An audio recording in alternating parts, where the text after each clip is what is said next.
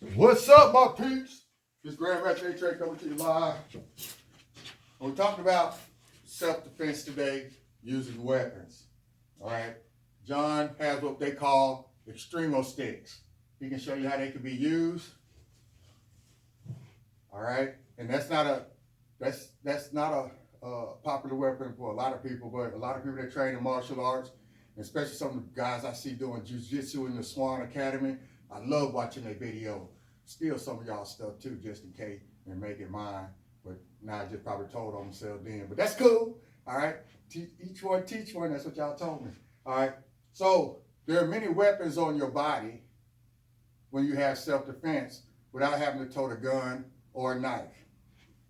Me being a big guy, my belt, my martial arts belt, can be a weapon. Even with my nub, I can put the belt into this hand and use it in self-defense. Now we're going to do these motions in slow motion so you can see them. So John has 2 sticks. I can use my belt in self-defense to the point where if he throws one of his swings at me, I can use it to block with.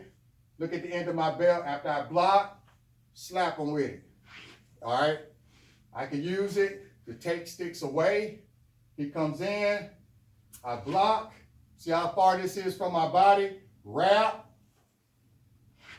and I take the stick. Pretty smooth, ain't it? Stuff you learn when you're one-armed guy. Now he only has 1 stick. All right? So with my belt, I can create distance. 1 or 2 sticks. I'm just using 1 stick right now. I can create distance by swinging my belt. All right? If he's smart, he'll step out of the way of my belt. Whew. All right? See, I had to joke right around my head. That was pretty cool, though. I did that by accident, even though it looked cool. So if he decides, I see how it switched over. If he decides to get any close, I have the distance of my belt to make contact. This is a heavy belt. I think it's a 14-ounce belt. It's heavy. It hurts. All right? So people think stuff didn't hit with belts don't hurt. It hurts. Let me hit you. All right? So if he decides to step in here, he has the distance to make contact. See that? But at the same time, me knowing my martial arts, if he steps back, he goes to take the step, I move, and I swing, I make contact there. All right, now I'm going to do something because he's my student. He knows I won't hurt him. If he steps in and I move and I swing the belt, it can also wrap around his neck, and then I can go for a choke. Slow motion for you. I'm here. He steps in. I wrap around the neck, grab, and I go for the takedown. That's just using my belt. And if I did it in fast motion, it'd become even brutal. But this is a tutorial to let you know what you can do with the belt. Now here go one that people never think about you can do with the belt. I don't like it, but it works in desperate situations. I really don't like it because I hate weapons leaving my hand in a fight. Even when I do demos, I don't like weapons that leave my hand. But my belt can wrap here. Have another wrap. So what I did, looks like I'm about to hang my belt up. John comes in, I throw it at him. Look, you saw what happened? I just throw it at him. It's a distraction. So the belt can be used for a lot of things. That's just a couple of things. Anything else, you got to come to the school and learn and pay for it. This is just a little bit of free stuff that you can do. All right? That's just with a belt. All right? So when I get ready to do the next part, John goes get my cane, you get to see how the one-armed guy ties his belt. Wham, wham. All right? Hadn't worn this belt in a minute. Thank you, Century. Century helped me get this belt right here. It goes out to Leon Rogers. All right. I don't wear it that much because it had a TCOB on it, which I actually started, but someone takes credit for. But that's all right. So, get my belt tied on right quick.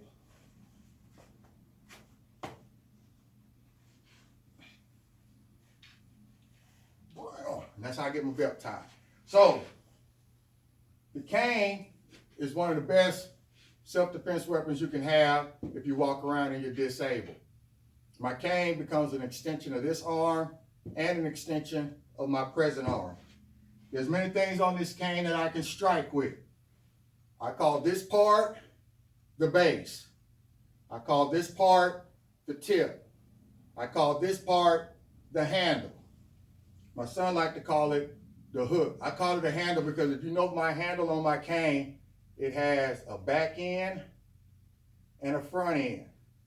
That back end could be used for striking. So I'm going to show you different strikes with the cane. All right? I know people use these in demos and they spin them and they turn them and wah, wah, wah, wah. But that's demonstration. In a real fight, you don't need all that. If he has 2 sticks, this is skilled what I'm about to do. He comes and swings with 1. That becomes a block, and I move away before he can start the next move. Now watch what I do when I move away when I do the block. I move, I block, and I slide my cane down to his knuckles, causing contact to the hand, making him want to release the weapon. All right? Check this out. My cane is longer than his Stremo stick, which means if my arm is longer, that means I get to him with the point first. So I have the advantage.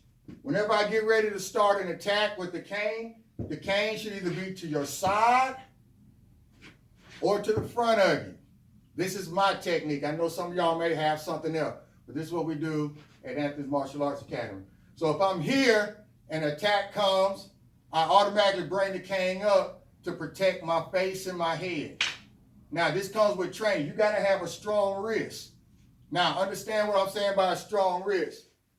The further down you move your hand on the base of the cane going toward the tip, or move it up going toward the head, the hook, whichever one other people call it, that's where this cane becomes more stable, less flexible in the cane. But if I'm here, I'm always moving down. All right? So the further I move down, the tighter it becomes to my arm, the more power I have with it. The further down it goes toward the handle, I got to have more flexibility and strength in my hand, because if I have a weak wrist, he can pop me.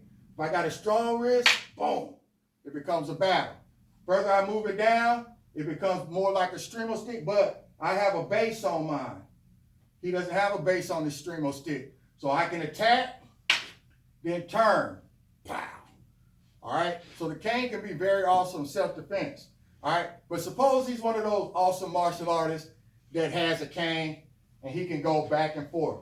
So move, both hands, pow, pow. He's able to go back and forth. This is the point about the cane. I don't care if he has 2 Stremo sticks or 1. When he comes for the attack,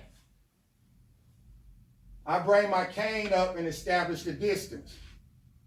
All right, so we're here, he comes in with the attack, boom, I establish the distance. The only thing he has to hit is my hand. If he goes for my hand, I do a flip, and I make the strike to the head. All right, now you know, John has some skill with the Stremo stick, because he knows if he makes the block here, and I come here, he knows to bring the Stremo stick down to block here. He knows if I establish distance here, if I try to take his hand, he knows to come around and take me down. All right?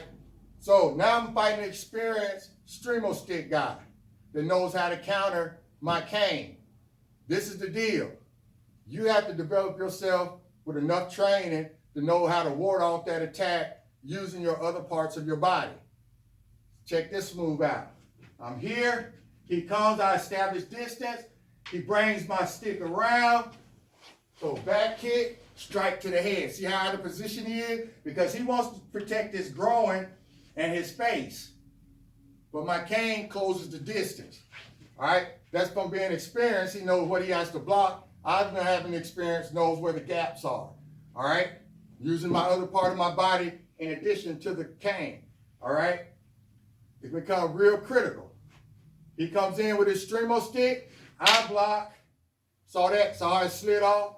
I block and slide off. That means he's able to do what? Either come back or use the other one. Now, I have to use my peripheral to know which one's coming. So if I go here and he's able to slide off, comes back with the other one, I got to be able to stop. Thank you. All right? If I come off and slide off here, I have to have enough knowledge to know if I slide off, I stay up high, so that if he comes with the other one, I can block. And if he comes, watch, go in. And if he comes back with the other one, I can step in.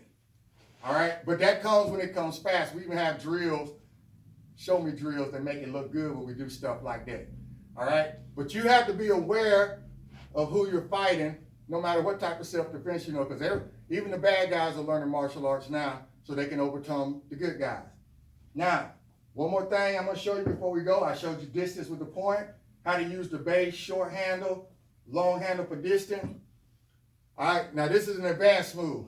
When I get ready for an attack, I bring the cane up and make what we call the hook. Mine's called a hook because it has something on the back, where I bring what I call the hook to the front, all right, or the top of the cane. The reason I would do this with my experience, because either part of this cane can stop the attack, all right? So he's coming in with the attack, I bring it up, I go here, I can hook his stick down, all right? He comes in, I can go here, turn, pull, all right? Then I can engage with my other parts of the body, or if he wants to attack with the other side, I'm here already. See how that hook helps on the back end? It comes look at that. Hate when I deal with people that know martial arts. But, see that? I can stop it, all right? But because he knows martial arts, and that situation does happen, just for those critics out there, where I block and it slides off, I have to be aware to come back. Re-engage. I can either flip cross and take it down, or I can keep taking it down and wait for the next opposing attack that's coming. All right? So that's just a little basic stuff you can do. I always say, you're going to be something, be able to each one teach one. Maybe you have something you want to offer that can help me use the cane or help me teach something else with the cane. If you have one, shoot me your video. We love it. You never stop learning, never stop training, and you never can keep a good man down no matter how hard you try. But if you think you can, I'll be your huckleberry. Peace! Go, Mob.